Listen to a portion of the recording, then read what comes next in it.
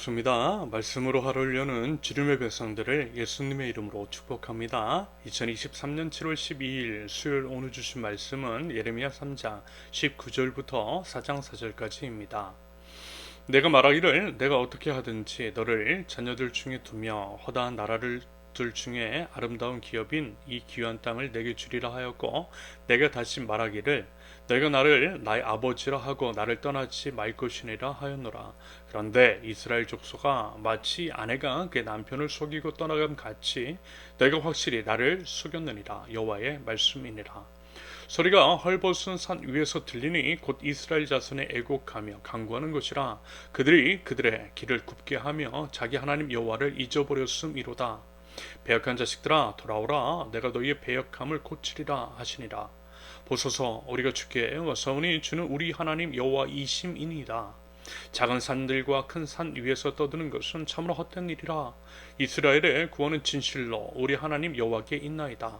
부끄러운 그것이 우리가 청년의 때로부터 우리 조상들의 산업인 양떼와 소떼와 아들들과 딸들을 삼켰사온즉 우리는 수치 중에 눕겠고 우리의 치욕이 우리를 덮을 것이니, 이는 우리와 우리 조상들이 청년의 때로부터 오늘까지 우리 하나님 여호와께 범죄하여 우리 하나님 여호와의 목소리에 순종하지 아니하였음이니이다. 여호와께서 이르시되 이스라엘아, 내가 돌아오려거든 내게로 돌아오라. 내가 만일 나의 목전에서 가증한 것을 버리고 내가 흔들리지 아니하며 진실과 정의와 공의로 여호와의 삶을 두고 맹세하면 나라들이 나로 말미암아 스스로 복을 빌며 나로 말미암아 자랑하리라. 여호와께서 유다와 예루살렘 사람에게 이와 같이 이르노라.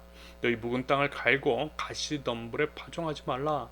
유다인과 예루살렘 주민들아, 너희는 스스로 할례를 행하여 너희 마음 가축을 베고 나 여호와께 속하라. 그리하지 아니하면 너희 악행으로 말미암아 나의 분노가 불같이 일어나 사르니니 그것을 끌 자가 없으리라. 아멘. 계속되는 회개의 촉구입니다. 그만큼 이스라엘을 회복하길 원하시는 하나님의 간절한 마음을 엿볼 수 있는 대목입니다. 그런다고 할 때 마치 이제 밥 숟갈을 입으로까지 또 넣어주듯 그렇게 이제 하나님께서 또 먹여주시는 모습을 볼 수가 있습니다. 여러분 부디어 그 사랑, 하나님의 사랑을 제발 좀 아실 수 있기를 바랍니다. 먼저 이제 19절부터 21절까지 하나님은 어떻게 해서든 이스라엘을 하나님의 자녀로 삼으려 하셨고 귀한 땅을 선물로 주셨다라고 말씀합니다. 이것은 과거 출애굽 시절 광야에서 인도했던 때와 그 이후 적과 꿀이 흐르는 가나안 땅을 선물해 주신 것, 바로 이제 그것을 의미하는 것이라 할 수 있겠습니다. 그렇다고 한다면 그 은혜와 사랑을 안다면요, 아버지 하나님께 바른 반응을 보이는 것이 맞지 않겠느냐라는 것입니다. 굳이 신앙은 차치하고서라도 사람이라고 한다면 마땅한 도리를 하는 것이 맞는 거 아닌가요? 은혜를 알고 은혜에 대한 마땅한 반응이 있어야 하지 않겠느냐라고 하는 말씀입니다. 그런데요, 이스라엘은 한마디로 배은망덕했다라는 것입니다. 하나님께서 그 많은 은혜와 사랑을 베풀어 주시고 하나님의 자녀 삼아 주셨는데 하나님을 배반하고 떠났다라는 것입니다. 하나님을 잊어버리고 우상 숭배의 길을 걸어갔다라고 하는 하나님의 한숨 섞인 항변입니다. 여러분 어때요? 혹시 이제 우리 주님을 처음 만났을 때 우리는 과연 그때를 기억하고 있습니까? 첫사랑의 감격이라고 하죠. 이미 죽은 나를 구원해 주신 하나님의 그 사랑을 간직하고 있느냐는 말씀입니다. 여러분, 우리에게 중요한 것, 우리에게 꼭 필요한 것이 바로 그것입니다. 하나님의 사랑을 기억하는 거예요. 그 전에 우리가 이미 죽은 자였음을 잊지 않는 것입니다. 그러면 간수할 수밖에 없는 거죠. 그것을 알면서 함부로 살 수는 없는 법입니다. 그리고 이 부분, 하나님께서 이제 우리를 구원하셨을 때 물론 모든 것이 은혜이고 대가를 바라지 않으시는 하나님의 사랑이지만 정말요, 그 사랑을 알면, 그 사랑의 깊이를 아는 사람이라면 결코 가만히 있을 수는 없는 법입니다. 하나님 나라의 백성다운 성숙함, 하나님 나라의 백성다운 모습이 있어야 한다라는 거죠. 그것이 바로 은혜 입은 자들의 마땅한 삶의 반응이어야만 합니다. 그래서 여러분, 이런 것을 한번 생각해 보면 좋겠습니다. 우리의 삶을 한번 되돌아보자라는 거예요. 하나님께서 우리를 자녀 삼아 주시고 우리에게 하나님을 떠나지 말라 말씀해 주셨는데 우리는 과연 그에 합당한 삶을 살고 있는지에 대한 물음, 그리고 이제 그에 대한 진지한 답변을 우리의 삶으로 내리자라는 거예요. 그 답변의 무게, 그것은요 우리의 삶의 무게인 것이며 우리의 삶의 무게는 삶으로 과연 하나님의 말씀을 얼마나 엄중하게 살아냈느냐 하는 것에서 측정될 수 있을 것입니다. 여러분 부디 이 점 유념하실 수 있기를 바랍니다. 이어서 22절에서 25절까지 겉으로 보면 하나님의 회개를 촉구하는 음성에 이스라엘 회개로 합당히 반응한 것처럼 보여요. 하지만 실제 그랬다라고 하는 것이 아니라 여러분 예레미야가 하나의 예시로서 참회의 기도문을 제시한 것입니다. 이렇게 참여하라고 가르쳐 준 거예요. 만약에 진정으로 이스라엘이 회개를 하고 하나님께 돌이켰으면 얼마나 좋겠습니까? 그랬다면 예레미야서가 52장까지 길어지지도 않았겠죠. 하지만 안타깝게도 그런 일은 벌어지지 않았어요. 그러면서 이제 예레미야가 제시한 참회 기도문을 살펴볼 때에 그 죄악이 무엇인지를 분명하게 알 수가 있습니다. 그것은 뭐예요? 곧 우상 숭배이고요. 우상 숭배가 얼마나 헛된 것인지를 알아 그것을 깨닫고 참 신이신 하나님께 돌아오는 것이 지혜인 것이고 생명이라고 하는 말씀입니다. 여러분 혹시 경험하셨습니까? 하나님 외의 모든 것들의 헛됨. 여러분 하나님 외의 모든 것들은요 모두 거짓이고 우상입니다. 인간의 탐욕을 충족시키기 위해서 만든 가짜 신인 것이고 그들이 우리에게 뭘 어떤 것을 줄 수도 없고요. 모든 것이 신기루와 같은 것 그뿐이라는 거예요. 그런데 그것들을 쫓은 헛된 망상 가득한 우상 숭배자들의 모습이 가득한 자꾸만 세상입니다. 여러분 우리가 사는 세상이 그렇지 않다는 거예요. 여러분 어떻습니까? 저 이제 부동산 문제만 하더라도 부동산도 그렇고 주식도 코인도 모든 것들이 똑같아요. 다들 이제 불나방처럼 달려들었다가 다 죽는 그런 형국입니다.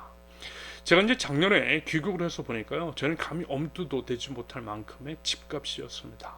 전세자금 대출도 받을 수가 없는 상황이었고요. 그래서 월세로 이제 지금까지 1년 반을 살았어요. 아무튼 한국의 집값 물론 지역마다 차이는 있겠지만 글쎄요. 저 같은 사람은 평생을 모아도 마련할 수 없는 금액이었어요.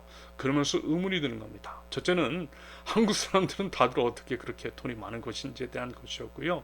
둘째는 그렇게 많은 돈을 집에 묶어두고 그것을 갚느라 노예처럼 사는 것이 과연 정상적인 것이겠느냐라고 하는 것이었어요. 하나님 나라 관점에서 봤을 때에도 이건 뭔가 잘못되어도 한참 잘못된 것 같다라는 생각이 들었고요. 집의 노예가 되게 만들려는 악한 마귀의 괴력이 이 안에 있을 수 있겠다라고 하는 생각이 들었습니다. 여러분들도 한번 각자 한번 진지하게 한번 이 점 한번 생각해 보실 수 있기를 바랍니다. 그러면서 이제 돈을 벌어보겠다고 투기 같은 것들을 했잖아요. 투자 아닌 투기, 영끌이라고 하는 것. 결국 그것들이 어떻게 되었습니까? 물론 이 말씀을 드리는 것이 참으로 조심스럽습니다. 선의 피해자들이 너무 많기 때문이죠. 그분들에 대해서는 심심한 위로의 말씀을 드립니다. 하지만요, 한 번 정도는 생각해 보자고요. 그것들요, 결국 신기루였잖아요. 대박이 아닌 폭망으로 변했잖아요. 부동산이 우리를 구원해 줄 것이라 여겼지만 그렇지 않잖아요. 이 모든 것들이 우상의 헛된 신기루와 같았더라는 것입니다. 그래서 여러분, 구원은 하나님께만 있어요. 물론 그렇다고 가만히 있으라는 것은 아닙니다. 아무것도 하지 않는데 하나님께서 채워주신다 그런 말 아니에요. 다만 우리 중심에 돈이 아니라 부동산이 아니라 하나님이 계시고 하나님이 우리의 분명한 기준이 되셔야 한다라고 하는 말씀입니다. 우리 안에 그 기준이 세워질 때에 우리 안에 그리고 우리를 통해 이 땅 가운데에 아름다운 하나님의 나라가 세워질 줄로 믿습니다. 마지막으로 4장 1절부터 4절까지 이 부분은 하나님께서 이스라엘을 향해 회개를 촉구하시는 장면인데요. 결국 회개는 그 모든 우상들을 파하고 순전한 마음으로 하나님께 돌이키는 것, 하나님의 진실, 정의, 공의를 회복하는 것임을 분명하게 말씀하고 계십니다. 단순하게 이제 예배의 형식만을 준수하는 것, 그게 회개는 아니라는 것입니다. 만약에 그것이 회개라고 한다면 그럼 한국교회만큼 예배 형식을 잘 지키고 예배를 많이 드리고 세련되고 화려하게 예배를 드리는 교회가 대체 어디 있겠느냐라는 것입니다. 하지만 아니라는 거예요. 아무튼 이렇듯 이제 방법같이 친절하게 말씀해 주시는 우리 아버지 하나님, 그 하나님의 마음, 그 본심을 알아 하나님께로 돌아가되 진심과 전심으로 그리고 이제 회개에 합당한 열매로 주님께 돌아갈 줄 아는, 그럼으로써 회복을 경험해 나가는 저와 여러분들 하나님 나라 백성들 모두 되실 수 있기를 예수님의 이름으로 축원합니다. 함께 기도합니다.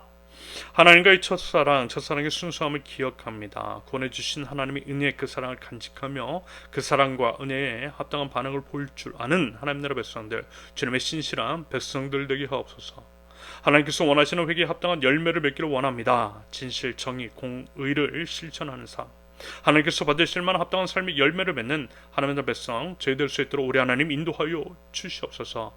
연일 무덥고 습한 날씨 가운데에 하나님 사랑하는 주의 권속들 건강과 안전 지켜주시며 하나님의 사랑 안에서 주님의 평안과 복을 경험하고 또한 그것들을 나누는 자들 될 수 있도록 우리 하나님 인도하여 주시옵소서. 예수님의 이름으로 기도합니다.